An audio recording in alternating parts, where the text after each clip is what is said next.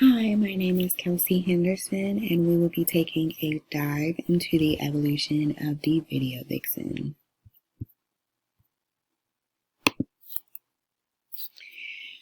The history of music videos ranges from a while ago.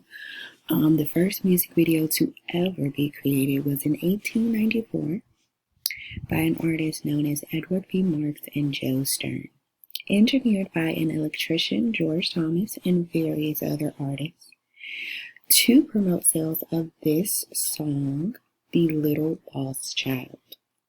The only thing is that since this is 1894, a lot of the equipment that we now use to make current music videos had not been created yet. So their version of a music video was orchestrated by projecting still images to a magic lantern simultaneously as a live performance was currently going on. So as the artist and other bandmates were currently playing the piece The Lost Child, they were flashing the images on a magic lantern simultaneously to give off the effect of it being an authentic music video.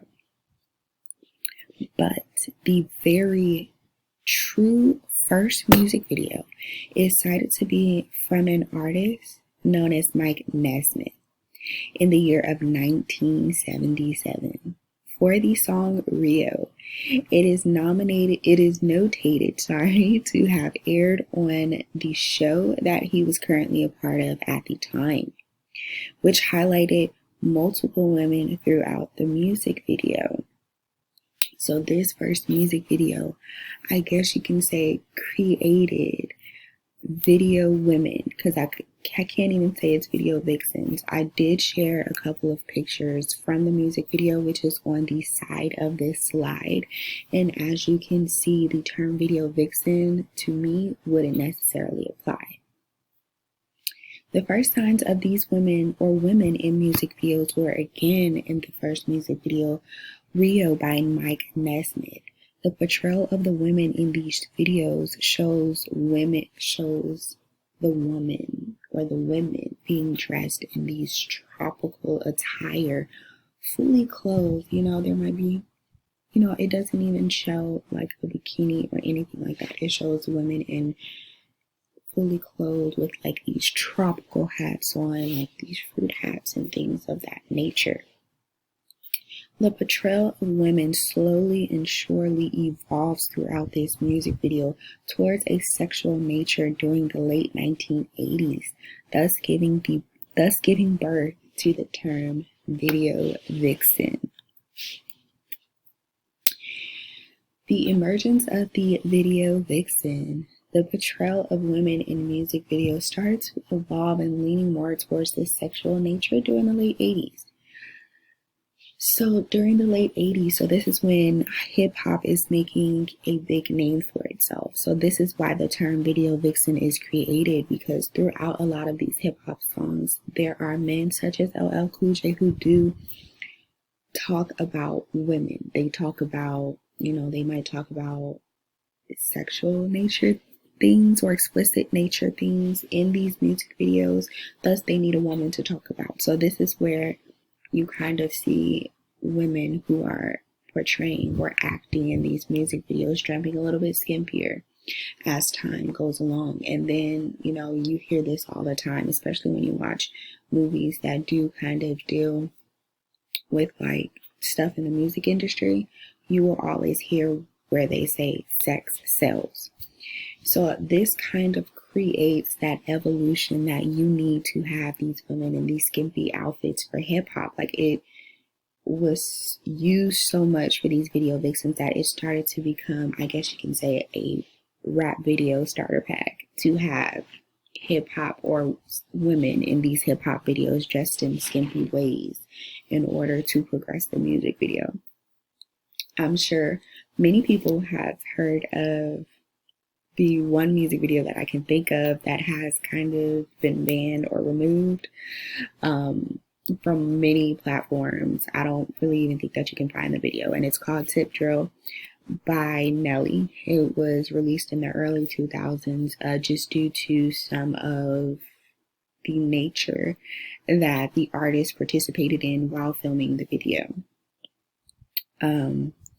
Some of the most known video vixens are taken below. Layla Arceri, Corinne Steffens, Cubana Lust starred in popular music videos, but not in the same role as the women in the Mike Nesbitt video reels. So the video vixen and the women who participated in the Rio music video, you can say that they do have two occupations that are kind of similar.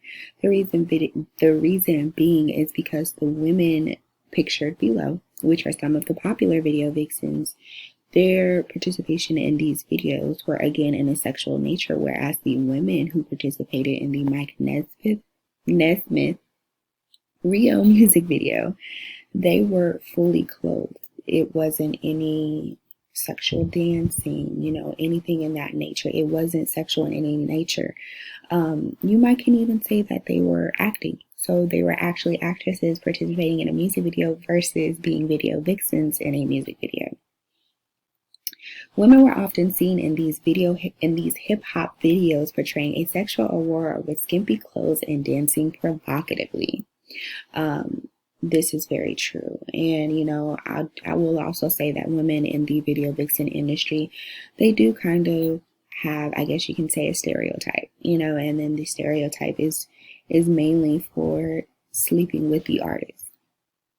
Many people are very familiar with the video vixen in the bottom right corner, Corinne Steffens. She is popular for writing a book that became a New York bestseller that kind of basically exposed the music video industry and, just things that happened behind the scenes. So she is very popular and very well known for that, as well as a nickname that I will not share that she is also known for.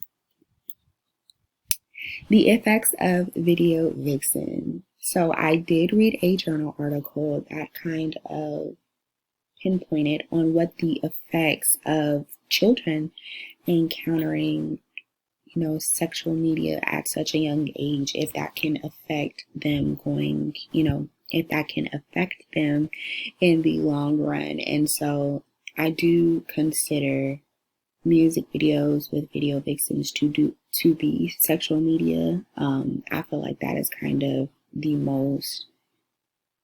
feel like that is a version of sexual media that a child will have I guess you say the easiest contact with obtaining, just simply because, they can watch it on YouTube. They can watch it literally anywhere. And then it, back in my day when I was younger, it came on a show called 106 in Park on BET. So, and then on multiple other TV shows that were on BET, I will say music videos were rotated throughout the day on regular programming. So, based on the study, the article was titled "Contribution of Mainstream Sexual Media Exposure to Sexual Attitudes," which consisted of the research being conducted by analyzing different literature that touched on the topic to determine if the research supports the theory.